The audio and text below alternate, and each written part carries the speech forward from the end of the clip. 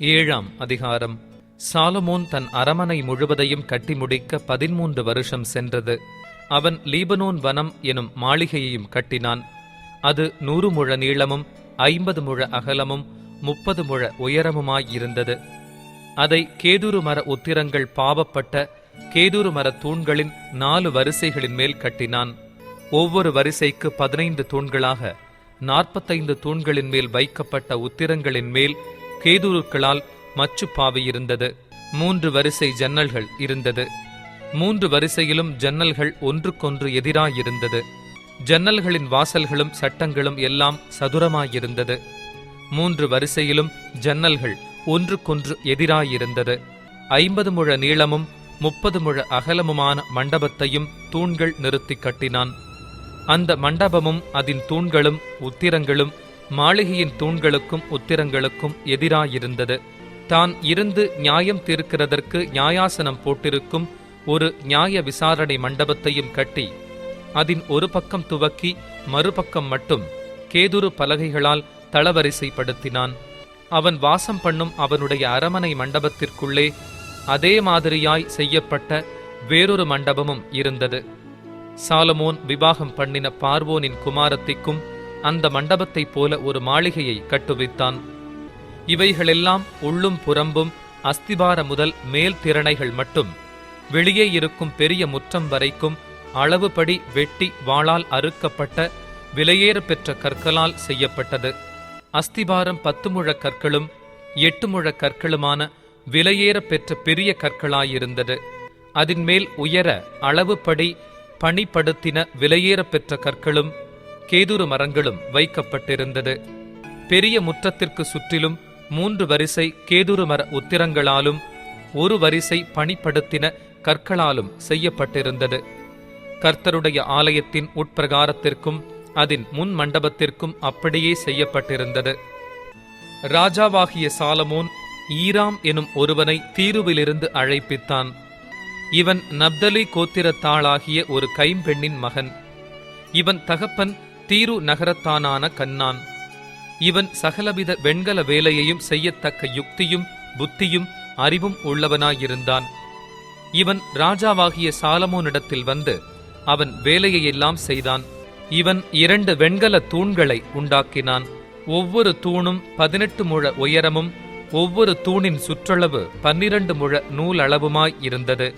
அந்த தூண்களுடைய தலைப்பில் வைக்க வெண்கலத்தால் வார்க்கப்பட்ட 2 கும்பங்களை உண்டாக்கினான். ஒவ்வொரு கும்பமும் 5 முழ உயரமாய் இருந்தது.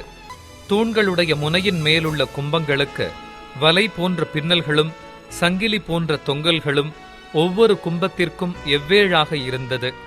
தூண்களை பண்ணின விதமாவது, தலைப்பின் மேலுள்ள கும்பங்களை மூடும் படிக்க கும்பங்கள் ஒவ்வொன்றிலும் பின்னலின் மேல் சுற்றிலும் 2 வரிசை மாதளம் பழங்களை செய்வித்தான்.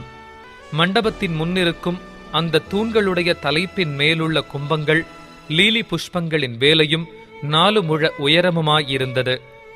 2 தூண்களின் மேலும் உள்ள கும்பங்களில் செய்யப்பட்ட பின்னலுக்கு அருகே இருந்த இடத்தில் விம்மிய 200 மாதளம் பழங்களின் வரிசைகள் சுற்றிலும் இருந்தது. மற்ற கும்பத்திலும் அப்படியே இருந்தது. அந்த தூண்களை தேவாலய வாசல் மண்டபத்தில் நிறுத்தினான். அவன் வலதுபுறத்தில் நிறுத்தின தூணுக்கு யாகீன் என்றும் இடதுபுறத்தில் நிறுத்தின தூணுக்கு போவாஸ் என்றும் பெயரிட்டான். தூண்களுடைய சிகரத்தில் லீலி புஷ்ப வேலை செய்யப்பட்டிருந்தது. இவ்விதமாய் தூண்களின் வேலை முடிந்தது. வெண்கல கடல் எனும் தொட்டியையும் வார்ப்பித்தான். சுற்றிலும் சக்கராகாரமான அதனுடைய ஒரு விளிம்பு தொடங்கி மறு விளிம்பு மட்டும் அகலம் 10 முழமும் உயரம் 5 முழமும் சுற்றளவு 30 முழ நூலளவுமாய் இருந்தது. அந்த கடல் தொட்டியை சுற்றி விளிம்புக்கு கீழே அதை சுற்றிலும் மொக்குகள் ஒவ்வொரு முழத்திற்கு 10 10 செய்யப்பட்டிருந்தது. வார்க்கப்பட்ட அந்த மொக்குகளின் வரிசைகள் 2 தொட்டியோடு ஒன்றாய் வார்க்கப்பட்டிருந்தது. அது 12 ரிஷபங்களின் மேல் நின்றது. அவைகளில் 3 வடக்கேயும் 3 மேற்கேயும் 3 தெற்கேயும் 3 கிழக்கேயும் நோக்கியிருந்தது.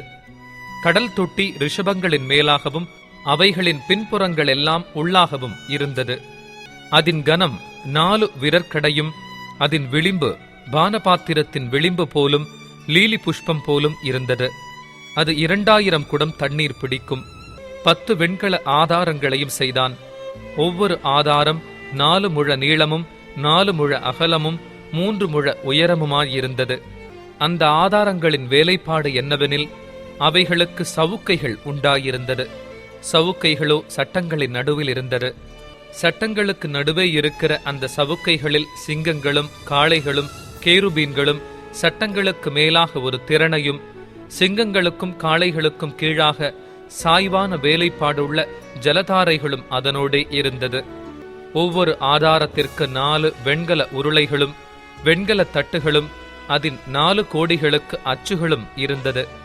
கொப்பரையின் கீழிருக்க அந்த பொம்மைகள் ஒவ்வொன்றும் வார்ப்பு வேலையாக ஜலதாரைகளுக்கு நேராய் இருந்தது.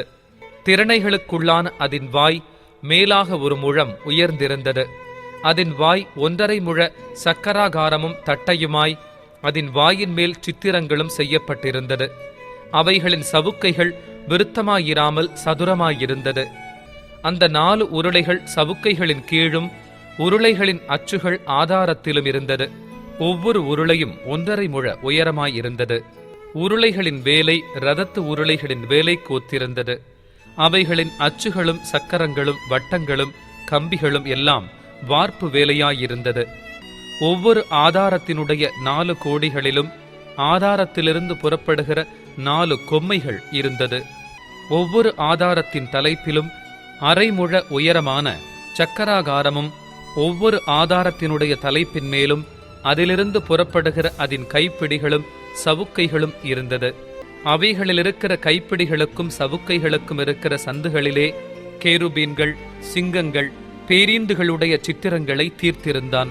சுற்றிலும் ஒவ்வொன்றிலும் ஜலதாரைகளிலும் இருக்கும் இடங்களுக்கு தக்கதாய் செய்தான். இந்த பிரகாரமாக அந்த 10 ஆதாரங்களையும் செய்தான். அவைகளெல்லாம் ஒரே வார்ப்பும் ஒரே அளவும் ஒரேவித கொத்து வேலையுமாய் இருந்தது. 10 வெண்கல கொப்பரைகளையும் உண்டாக்கினான். ஒவ்வொரு கொப்பரை 40 குடம் பிடிக்கும். 4 முழ அகலமான ஒவ்வொரு கொப்பரையும் அந்த 10 ஆதாரங்களில் ஒவ்வொன்றின் மேலும் வைக்கப்பட்டது. 5 ஆதாரங்களை ஆலயத்தின் வலது புறத்திலும் 5 ஆதாரங்களை ஆலயத்தின் இடது புறத்திலும் வைத்தான். கடல் தொட்டியை கிழக்கில் ஆலயத்தின் வலது புறத்திலே தெற்குக்கு நேராக வைத்தான். பின்பு ஈராம் கொப்பரைகளையும் சாம்பல் எடுக்கிற கரண்டிகளையும் கலங்களையும் செய்தான். இவ்விதமாய் ஈராம் கர்த்தருடைய ஆலயத்துக்காக ராஜாவாகிய சாலமோனுக்கு செய்ய வேண்டிய எல்லா வேலையையும் செய்து முடித்தான். அவைகள் என்னவெனில், 2 தூண்களும் 2 தூண்களுடைய முனையின் மேல் இருக்கிற 2 உருண்டை கும்பங்களும், தூண்களுடைய முனையின் மேல் இருக்கிற 2 உருண்டை கும்பங்களை மூடும் 2 வலை பின்னல்களும், தூண்களின் மேலுள்ள 2 உருண்டை கும்பங்களை மூடும்படி ஒவ்வொரு வலை பின்னலுக்கும் பண்ணின 2 வரிசை மாதளம் பழங்களும் ஆக 2 வலை பின்னலுக்கும் 400 மாதளம் பழங்களும், 10 ஆதாரங்களும், ஆதாரங்களின் மேல் வைத்த 10 கொப்பரைகளும், 1 கடல் தொட்டியும், கடல் தொட்டியின் கீழ் இருக்கிற 12 ரிஷபங்களும், செப்புச்சட்டிகளும், சாம்பல் கரண்டிகளும், கலங்களும் செய்தான். கர்த்தரின் ஆலயத்துக்காக ராஜாவாகிய சாலமோனுக்கு ஈராம் செய்த இந்த எல்லா பணிமுட்டுகளும் சுத்தமான வெண்கலமாயிருந்தது. யோர்தானுக்கு அடுத்த சமனான பூமியிலே சுக்கோத்துக்கும் சர்தானுக்கும் நடுவே களிமண் தரையிலே ராஜா இவைகளை வார்ப்பித்தான். இந்த சகல பணிமுட்டுகளின் வெண்கலம் மிகவும் ஏராளமுமாய் இருந்தபடியால் சாலமோன் அவைகளை நிறுக்கவில்லை. அதனுடைய நிறை இவ்வளவென்று ஆராய்ந்து பார்க்கவும் இல்லை. பின்னும் கர்த்தருடைய ஆலயத்துக்கு தேவையான பணிமுட்டுகளையெல்லாம் சாலமோன் உண்டாக்கினான். அவையாவன: பொன் பலிபீடத்தையும் சமூக தப்பங்களை வைக்கும் பொன் மேஜையையும், சந்நிதி ஸ்தானத்திற்கு முன்பாக வைக்கும் பசும் பொன் விளக்கு தண்டுகள், வலது புறமாக 5 இடதுபுறமாக 5 பொன்னான அதன் பூக்களோடும் விளக்குகளோடும் கத்தரிகளோடும் கூட உண்டாக்கினான். பசும் பொன் கிண்ணங்களையும் வெட்டுக்கத்திகளையும் கலங்களையும் கலயங்களையும் தூப கலசங்களையும், மகா பரிசுத்தமான உள் ஆலயத்தினுடைய கதவுகளின் பொன்னான முளைகளையும், தேவாலயமாகிய மாளிகை கதவுகளின் பொன்னான முளைகளையும் செய்தான். இவ்விதமாய் ராஜாவாகிய சாலமோன் கர்த்தருடைய ஆலயத்துக்காக செய்த வேலைகளெல்லாம் முடிந்தது. அப்பொழுது சாலமோன் தன் தகப்பனாகிய தாவீது பரிசுத்தம் பண்ணும்படி நேர்ந்து கொண்ட வெள்ளியையும் பொன்னையும் பணிமுட்டுகளையும் கொண்டு வந்து கர்த்தருடைய ஆலயத்தின் பொக்கிஷங்களில் வைத்தான். 8ஆம் அதிகாரம். அப்பொழுது கர்த்தருடைய உடன்படிக்கை பெட்டியை சீயோன் என்னும் தாவீதின் நகரத்திலிருந்து கொண்டு வரும்படி சாலமோன் இஸ்ரவேலின் மூப்பரையும் கோத்திர பிரபுக்களாகிய இஸ்ரவேல் புத்திரரிலுள்ள பிதாக்களின் தலைவர் அனைவரையும் எருசலேமில் ராஜாவாகிய சாலமோன் தன்னிடத்திலே கூடி வரச் செய்தான். இஸ்ரவேல் மனுஷர் எல்லாரும் 7ஆம் மாதமாகிய ஏத்தானி மாதத்து பண்டிகையிலே ராஜாவாகிய சாலமோனிடத்தில் கூடி வந்தார்கள். இஸ்ரவேலின் மூப்பர் அனைவரும் வந்திருக்கையில் ஆசாரியர் கர்த்தருடைய பெட்டியை எடுத்து பெட்டியையும் ஆசரிப்பு கூடாரத்தையும் கூடாரத்திலிருந்த பரிசுத்த பணிமுட்டுகள் அனைத்தையும் சுமந்து கொண்டு வந்தார்கள். ஆசாரியரும் லேவியரும் அவைகளை சுமந்தார்கள். ராஜாவாகிய சாலமோனும் அவனோடே கூடின இஸ்ரவேல் சபையனைத்தும் பெட்டிக்கு முன்பாக நடந்து எண்ணிக்கையும் கணக்குமில்லாத திரளான ஆடுகளையும் மாடுகளையும் பலியிட்டார்கள். அப்படியே ஆசாரியர்கள் கர்த்தருடைய உடன்படிக்கை பெட்டியை ஆலயத்தின் சந்நிதி ஸ்தானமாகிய மகா பரிசுத்த ஸ்தானத்திலே கேருபீன்களுடைய செட்டைகளின் கீழே கொண்டு வந்து வைத்தார்கள். கேருபீன்கள் பெட்டியிருக்கும் ஸ்தானத்திலே தங்கள் 2 செட்டைகளையும் விரித்து உயர இருந்து பெட்டியையும் அதன் தண்டுகளையும் மூடிக்கொண்டிருந்தது. தண்டுகளின் முனைகள் சந்நிதி ஸ்தானத்திற்கு முன்னான பரிசுத்த ஸ்தலத்திலே காணப்படத்தக்கதாய் அந்த தண்டுகளை முன்னுக்கு இழுத்தார்கள். ஆகிலும் வெளியே அவைகள் காணப்படவில்லை. அவைகள் இந்நாள் வரைக்கும் அங்கேதான் இருக்கிறது. இஸ்ரவேல் புத்திரர் எகிப்து தேசத்திலிருந்து புறப்பட்ட பின் கர்த்தர் அவர்களோடே உடன்படிக்கை பண்ணுகிறபோது மோசே ஓரேபிலே அந்த பெட்டியில் வைத்த 2 கற்பலகைகளே அல்லாமல் அதிலே வேறொன்றும் இருந்ததில்லை. அப்பொழுது ஆசாரியர்கள் பரிசுத்த ஸ்தலத்திலிருந்து புறப்படுகையில் மேகமானது கர்த்தருடைய ஆலயத்தை நிரப்பிற்று. மேகத்தின் நிமித்தம் ஆசாரியர்கள் ஊழியஞ்செய்கிறதற்கு நிற்கக்கூடாமற் போயிற்று.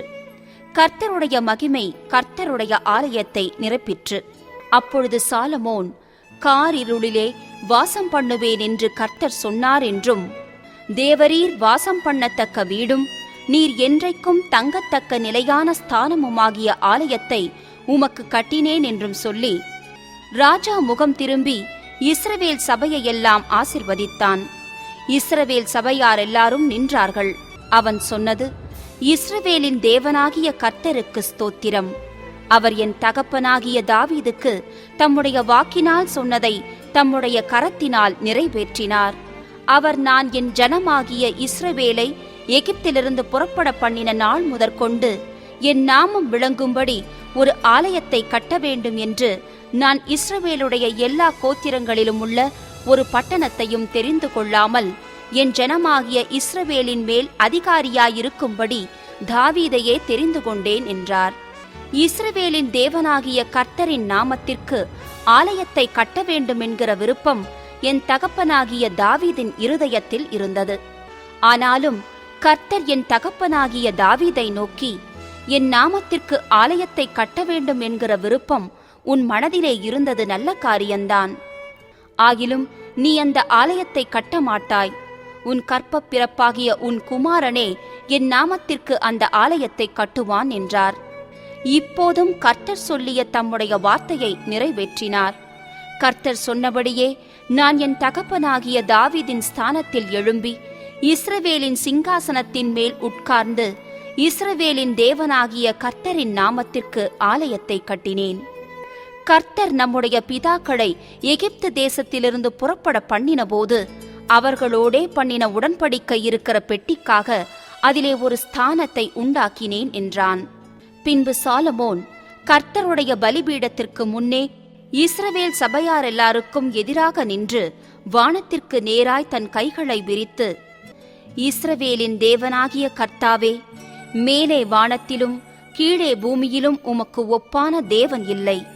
தங்கள் முழு இருதயத்தோடும் உமக்கு முன்பாக நடக்கிற உமது அடியாருக்கு உடன்படிக்கையையும் கிருபையையும் காத்து வருகிறீர். தேவரீர் என் தகப்பனாகிய தாவீது என்னும் உம்முடைய தாசனுக்குச் செய்த வாக்குத்தத்தத்தை காத்தருளினீர். அதை உம்முடைய வாக்கினால் சொன்னீர். இந்நாளில் இருக்கிறபடி உம்முடைய கரத்தினால் அதை நிறைவேற்றினீர். இஸ்ரவேலின் தேவனாகிய கர்த்தாவே, தேவரீர் என் தகப்பனாகிய தாவீது என்னும் உம்முடைய தாசனை நோக்கி, நீ எனக்கு முன்பாக நடந்தது போல உன் குமாரரும் எனக்கு முன்பாக நடக்கும்படி தங்கள் வழியை காப்பார்களேயானால், இஸ்ரவேலின் சிங்காசனத்தின் மேல் வீற்றிருக்கும் புருஷன் எனக்கு முன்பாக உனக்கு இல்லாமற் போவதில்லை என்று சொன்னதை இப்பொழுது அவனுக்கு நிறைவேற்றும். இஸ்ரவேலின் தேவனே, என் தகப்பனாகிய தாவீது என்னும் உம்முடைய தாசனுக்குச் சொன்ன உம்முடைய வார்த்தை மெய் என்று விளங்குவதாக. தேவன் மெய்யாக பூமியிலே வாசம் பண்ணுவாரோ? இதோ வானங்களும் வானாதி வானங்களும் உம்மை கொள்ளாதே. நான் கட்டின இந்த ஆலயம் எம்மாத்திரம்? என் தேவனாகிய கர்த்தாவே, உமது அடியேன் இன்று உமது சந்நிதியில் செய்கிற விண்ணப்பத்தையும் மன்றாட்டையும் கேட்டு உமது அடியேனுடைய விண்ணப்பத்தையும் வேண்டுதலையும் திருவுளத்தில் கொண்டருளும். உமது அடியேன் இவ்விடத்திலே செய்யும் விண்ணப்பத்தை கேட்கும்படி என்னுடைய நாமம் விளங்கும் என்று நீர் சொன்ன ஸ்தலமாகிய இந்த ஆலயத்தின் மேல் உம்முடைய கண்கள் இரவும் பகலும் திறந்திருப்பதாக. உமது அடியானும் இந்த ஸ்தலத்திலே விண்ணப்பம் செய்ய போகிற உமது ஜனமாகிய இஸ்ரவேலும் பண்ணும் ஜெபத்தை கேட்டருளும். பரலோகமாகிய உம்முடைய வாசஸ்தலத்திலே அதை நீர் கேட்பீராக, கேட்டு மன்னிப்பீராக.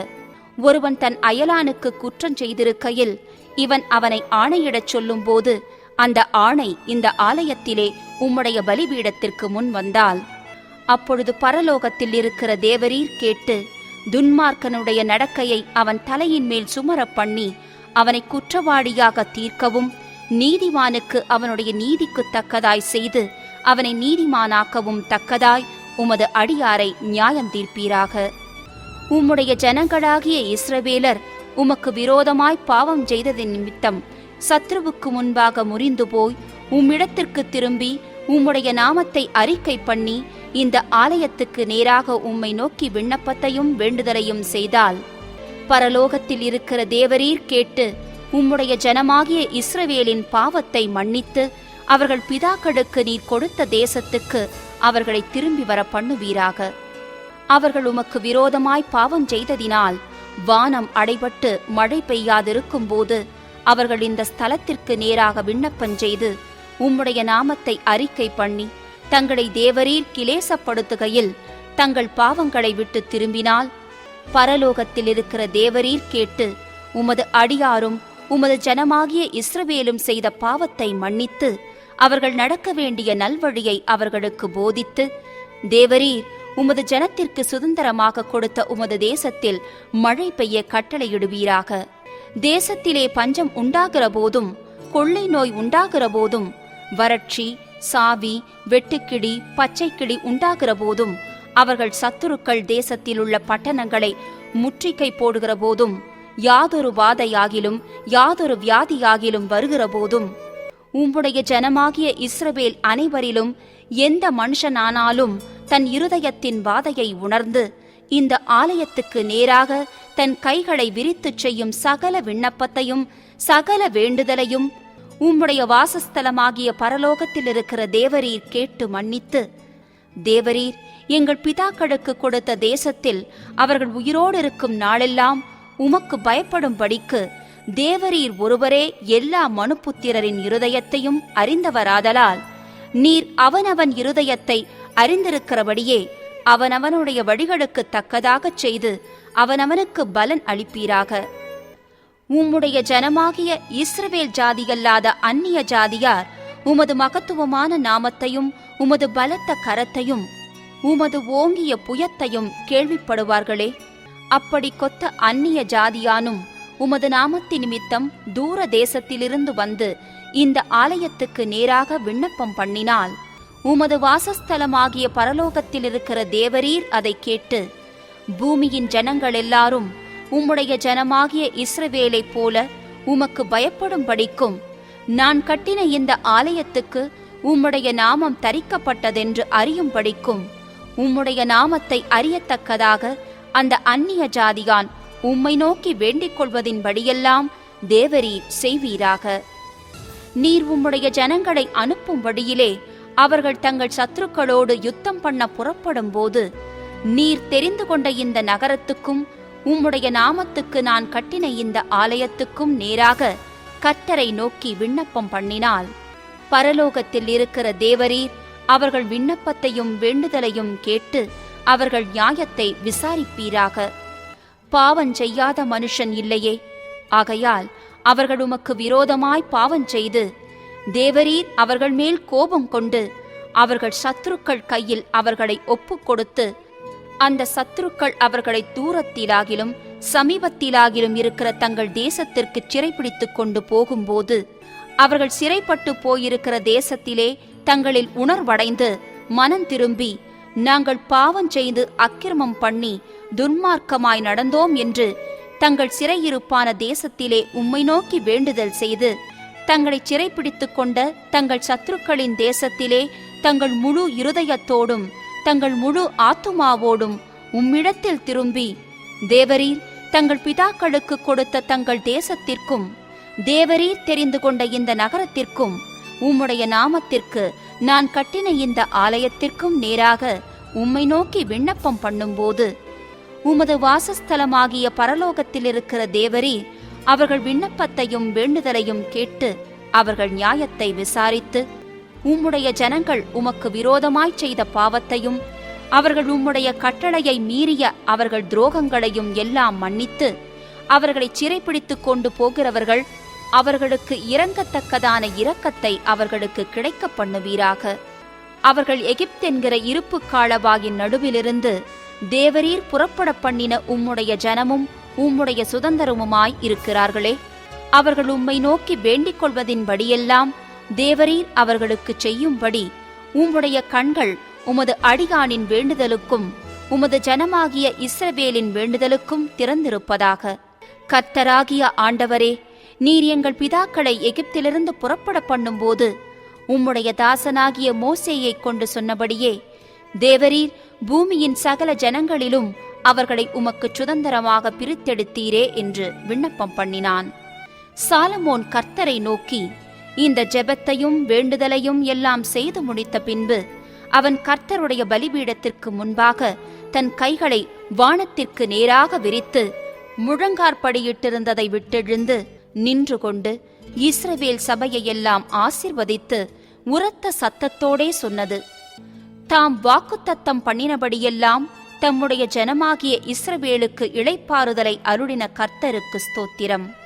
அவர் தம்முடைய தாசனாகிய மோசேயை கொண்டு சொன்ன அவருடைய நல்வார்த்தைகளிலெல்லாம் ஒரு வார்த்தையானாலும் தவறிப் போகவில்லை. நம்முடைய தேவனாகிய கர்த்தர் நம்மை கைவிடாமலும் நம்மை நெகிழ விடாமலும் அவர் நம்முடைய பிதாக்களோடு இருந்தது போல நம்மோடும் இருந்து, நாம் அவருடைய வழிகளிலெல்லாம் நடக்கிறதற்கும் அவர் நம்முடைய பிதாக்களுக்கு கட்டளையிட்ட அவருடைய கற்பனைகளையும் அவருடைய கட்டளைகளையும் அவருடைய நியாயங்களையும் கைக்கொள்ளுகிறதற்கும் நம்முடைய இருதயத்தை தம்மிடத்தில் சாய பண்ணுவாராக. கர்த்தரே தேவன், வேறொருவரும் இல்லை என்பதை பூமியின் ஜனங்களெல்லாம் அறியும்படியாக அவர் தமது அடியானுடைய நியாயத்தையும் தமது ஜனமாகிய இஸ்ரவேலின் நியாயத்தையும் அந்தந்த நாளில் நடக்கும் காரியத்துக்கு தக்கதாய் விசாரிப்பதற்கு நான் கர்த்தருக்கு முன்பாக விண்ணப்பம் பண்ணின இந்த என்னுடைய வார்த்தைகள் இரவும் பகலும் நம்முடைய தேவனாகிய கர்த்தருடைய சந்நிதியில் இருப்பதாக. ஆதலால் இந்நாளில் இருக்கிறது போல நீங்கள் அவர் கட்டளைகளில் நடந்து அவர் கற்பனைகளை கைக்கொள்ள உங்கள் இருதயம் நம்முடைய தேவனாகிய கர்த்தரோடு உத்தமமாய் இருக்க கடவது என்றான். பின்பு ராஜாவும் அவனோடே இருந்த இஸ்ரவேலர் அனைவரும் கர்த்தருடைய சந்நிதியில் பலிகளைச் செலுத்தினார்கள். சாலமோன் கர்த்தருக்கு சமாதான பலிகளாக 20,000 மாடுகளையும் 120,000 ஆடுகளையும் பலியிட்டான். இவ்விதமாய் ராஜாவும் இஸ்ரவேல் புத்திரர் அனைவரும் கர்த்தருடைய ஆலயத்தை பிரதிஷ்டை பண்ணினார்கள். கர்த்தருடைய சந்நிதியிலிருந்த வெண்கல பலிபீடம் சர்வாங்க தகன பலிகளையும் போஜன பலிகளையும் சமாதான பலிகளின் நினத்தையும் கொள்ள மாட்டாமல் சிறிதாயிருந்தபடியினால் ராஜா கர்த்தருடைய ஆலயத்திற்கு முன் இருக்கிற பிரகாரத்தின் நடுமையத்தை பரிசுத்தப்படுத்தி அன்றைய தினம் அங்கே சர்வாங்க தகன பலிகளையும் போஜன பலிகளையும் சமாதான பலிகளின் நினத்தையும் செலுத்தினான். அக்காலத்தில்தானே சாலமோனும் ஆமாத்தின் எல்லை தொடங்கி எகிப்தின் நதி மட்டும் இருந்து வந்து அவனோடே இருந்த பெரிய கூட்டமாகிய இஸ்ரவேல் அனைத்தும் நம்முடைய தேவனாகிய கர்த்தருடைய சந்நிதியில் 7 நாளும் அதற்கு பின்பு வேறே 7 நாளும் ஆக 14 நாள் வரைக்கும் பண்டிகையை ஆசரித்தார்கள். 8ஆம் நாளிலே ஜனங்களுக்கு விடை கொடுத்து அனுப்பினான்.